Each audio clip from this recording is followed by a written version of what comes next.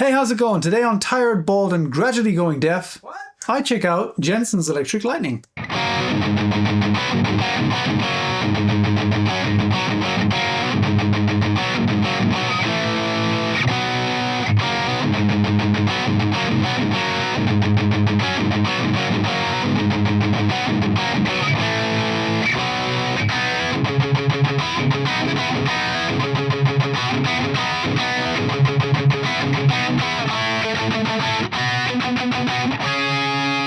So the Jensen Electric Lightning has a hardcore fan base. There's a few people who request this speaker quite often, and I've been meaning to shoot this video for the best part of 2 years. I've had this speaker brand new in its box for 2 years. And I always like filming Jensen speaker videos because that's a good way to summon Ignacio, and he often leaves great long comments with behind the scenes info about these speakers. So I'm looking forward to that. Anyway, I'm going to be testing the Electric Lightning like I test all guitar speakers on this channel by putting it in this position in my Marshall 1960 AV next to a Vintage 30 from December 2024, which is nice and smooth between 5 and 6 kilohertz, which makes it sound very similar to those nice early 2000 Vintage 30s.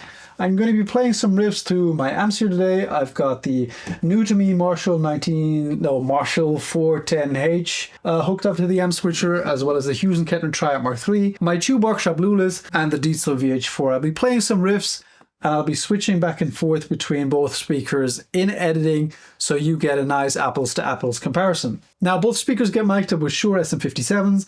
The Vintage 30 where the dust cap meets the cone, that is the sweet spot of that speaker, at least according to my ears. And the speaker I'm demoing gets mic'd up in the exact same relative position at first, but if that speaker has a different sweet spot according to my ears, I move the SM57 to that sweet spot later on.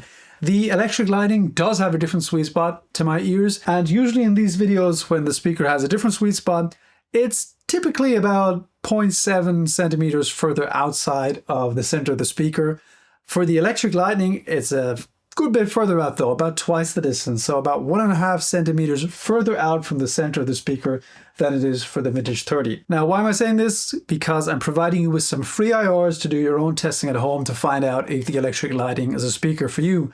The reference IR for the Vintage 30 and 2 IRs, one for each microphone position on the Electric Lightning in this video. And if you like those IRs, I have full IR packs on my Patreon for all speakers I demo.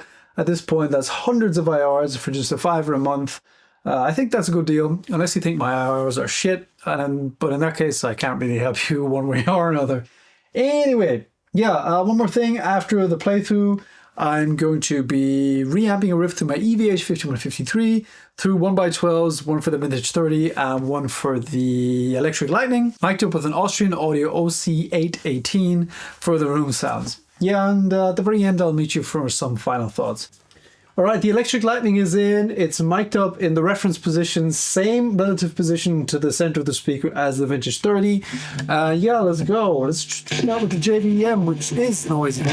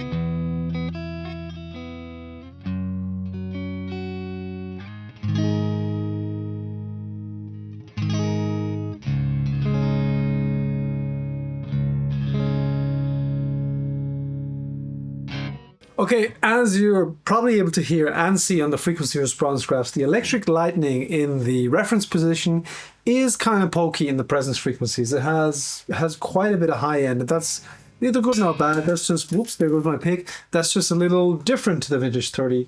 But I think the Sweet Spot has a lot more to offer, so I don't want to spend any more time here. I'm going to move the mic and yeah, continue playing. All right, Sweet Spot it is.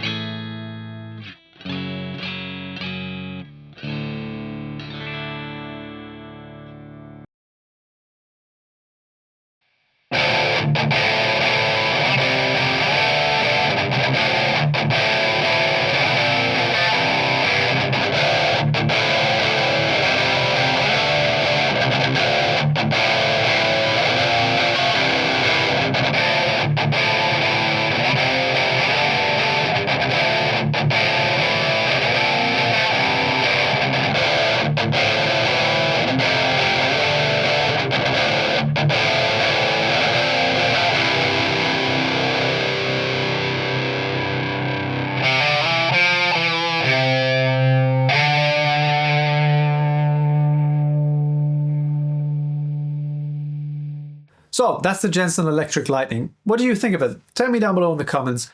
Personally, I like it. I liked it a lot more than I expected that I would based on its description. In the reference position, it has, you know, a lot of presence, but not in an unpleasant way. But you'll poke out in the mix for sure with that. Moved out to the reference position, that mellows out nicely, and also it becomes a little scoopy in the mid. So that might be a speaker that's good for thrashy tones if you mic it that way, for instance. I think it has a smaller voice coil diameter than the Vintage 30. Maybe I should have looked that up again. I've had this speaker for 2 years, as I've said, but I'm sure Ignacio will be leaving a comment down below with all kinds of info about the speakers. If I was going to pair it, I would probably pair it with another Jensen, with a Nighthawk. I think that would be a killer combination in a 212. So, yeah, what more is there to say? Check out the free IRs if you have the means to. If you like those, consider becoming a patron of mine. Affiliate links down below. Buy used if you can, but if you can't, avoid buying new. It helps an awful lot if you use my stupid affiliate links. That goes a long way. Thank you so much for watching. I hope to see you in the next video. I hope to be uploading more regularly shortly. Yeah, again, thanks for watching. Follow me. I'm Delusional. Bye-bye.